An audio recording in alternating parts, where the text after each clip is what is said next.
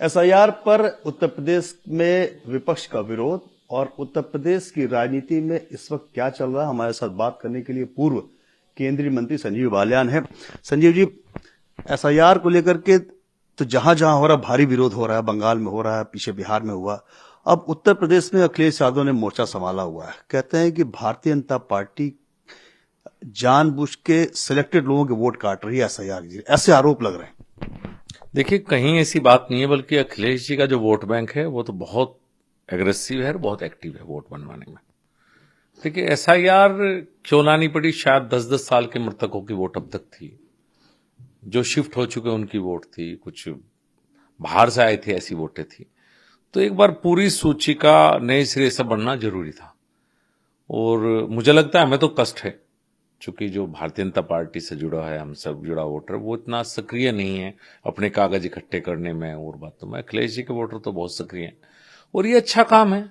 जो फर्जी वोट हैं वो कटेंगी।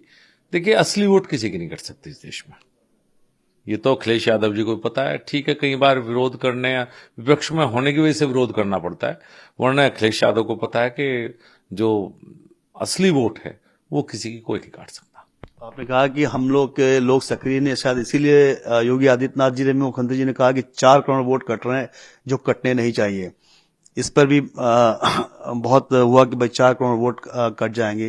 मुख्यमंत्री ने ऐसे कहा कि मतलब अधिक से अधिक लोगों को जोड़िए, ये अभियान चलाने की बात कही, या कुछ और मतलब था? नहीं, बात ठीक है आपकी। देखिए, एक समाजवादी पार्टी के द्वारा तो एक भ्रम फैलाया गया, विशेष रूप से अल्पसंख्यक मतदाताओं में, कि अगर वोट कट गई तो नागरिकता, पता नहीं क्या क्या कहा गया। तो उसकी वजह से जो मुस्लिम मतदाता है वो बहुत सक्रिय रहा वोट बनवाने में। और अगर आप देखेंगे, मैं अपने क्षेत्र में देखता हूं या पूरे पश्चिम उत्तर प्रदेश में, तो वो करीब करीब अपना काम पूरा कर चुके हैं। बहुत से लोग ऐसे हैं, जैसे मेरे गांव के बहुत से लोग हैं जो बाहर नौकरी करते हैं, कोई दिल्ली है, कोई हैदराबाद है, किसी ने भी अब तक अपने कागज नहीं भेजे हैं।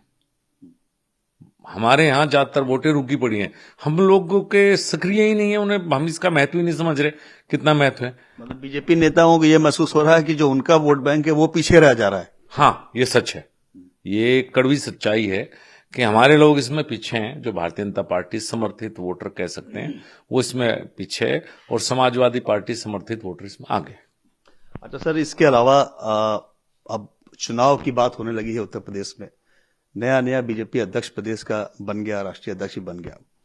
तो उत्तर प्रदेश में क्या पूरी तरीके से आने वाले चुनाव जाति आधारित होने वाली है? जो आपकी पार्टी का परफॉर्मेंस एंड डिलीवरी की पॉलिटिक्स है, क्या वो जाति पे पूरी तरीके से भारी पड़ रही है? देखिए, पहली बात तो बहुत, आपने जाति आधारित अध्यक्ष बनाया उत्तर प्रदेश में, ये तो नहीं कह सकते। पंकज चौधरी जी 7 बार के सांसद हैं और कुछ उन नेताओं में से एक हैं जो सांसद के साथ साथ जिला पंचायत अध्यक्ष भी बनाते रहे। अपना सरकार किसी की हो, महाराजगंज में जिला पंचायत अध्यक्ष हमेशा पंकज चौधरी बनाते रहे। तो इससे उनकी रूट लेवल पर जो काम करता है, जो भी राजनीतिक है, वही जिला पंचायत अध्यक्ष बना सकता है।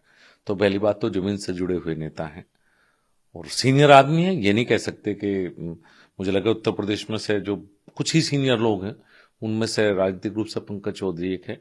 तो कि जाति है क्राइटेरिया रही है, जाति उत्तर प्रदेश में होती है, हम उसे इनकार नहीं कर सकते, लेकिन ये कहना कि जाति एक क्राइटेरिया, मैं ऐसे नहीं मानता। वो डिजर्व करते थे, वो बहुत सीनियर पॉलिटिशियन है और अपनी जड़ों से जुड़े हुए नेता है। मैंने उनके साथ काम किया, 10 साल हम पार्लियामेंट में साथ रहे हैं।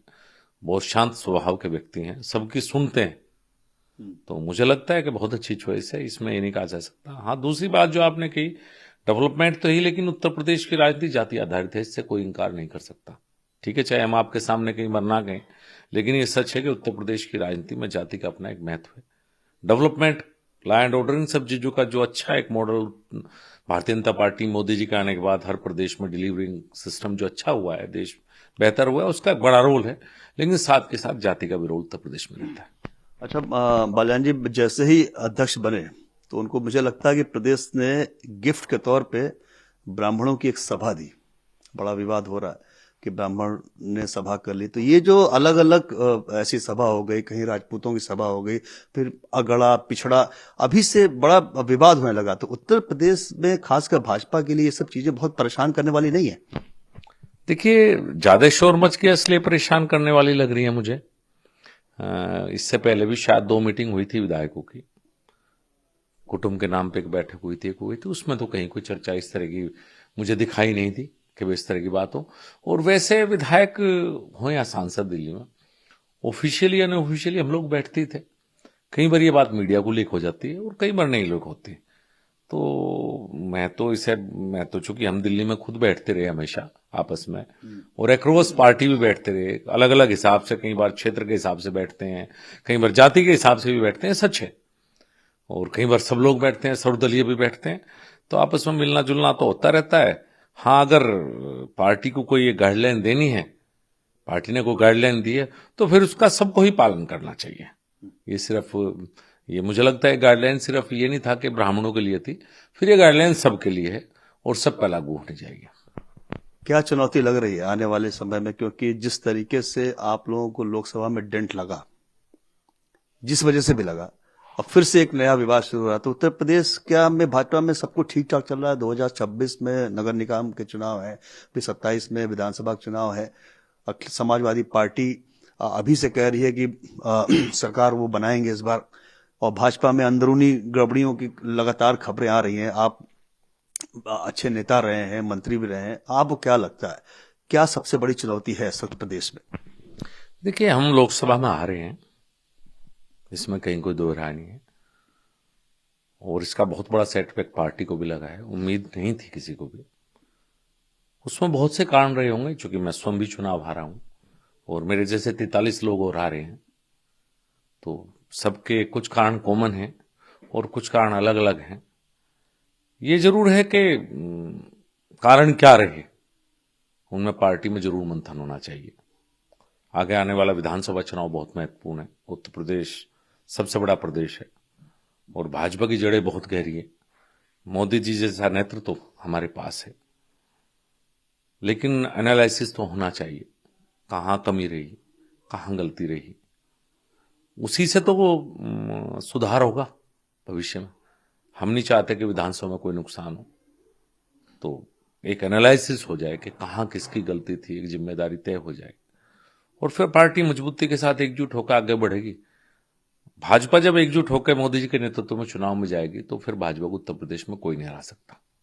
बहुत बहुत धन्यवाद। तो पूर्व केंद्रीय मंत्री संजीव बालियान एसआईआर पर अपनी बात बताते हुए, और जो उत्तर प्रदेश में की राजनीति में इस वक्त चल रहा है उस पर भी, और मूल बात कहना यह है कि जो 2024 में नुकसान हुआ, जिस तरीके से नुकसान हुआ, जिस वजह से नुकसान हुआ, 2027 के पहले उसकी समीक्षा पार्टी में जरूर होनी चाहिए। कैमरामैन रफीक के साथ प्रशांत देव, न्यूज़ 24 दिल्ली।